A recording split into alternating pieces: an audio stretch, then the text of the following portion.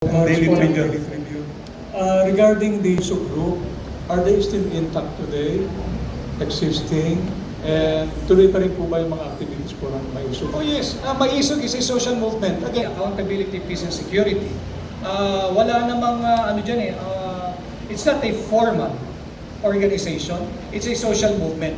Tuloy mo yan, but we have to give way to the filing of candidacy. Kasi nga, yung binanggit ko kanina, it's very difficult to effect changes from the outside.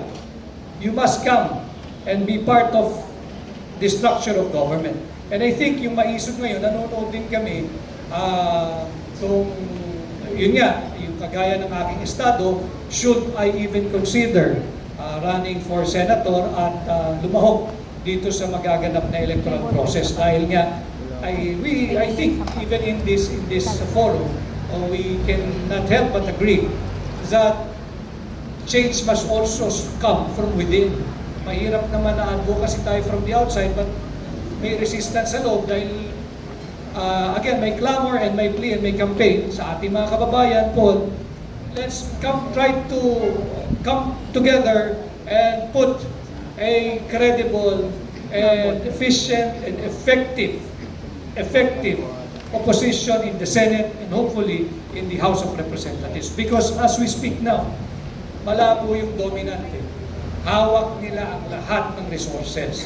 But ako naniniwala, pag nagalit ang sambayan ng Pilipino, even without resources, we have the power because sovereignty resides in people and all government authority emanates from you, from me, from us.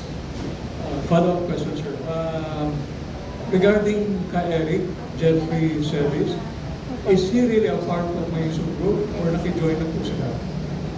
No, I think Eric is a like-minded fellow na aligned din naman yung kanyang mga advocacy sa hakbang ng MAISUG. But wala naman kasing formal like swearing in to be part of hakbang ng MAISUG.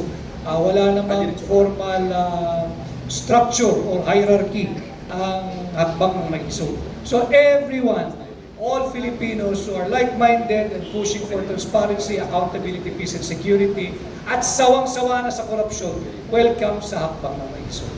Thank you very much, sir. Thank you very much. May tanong dito,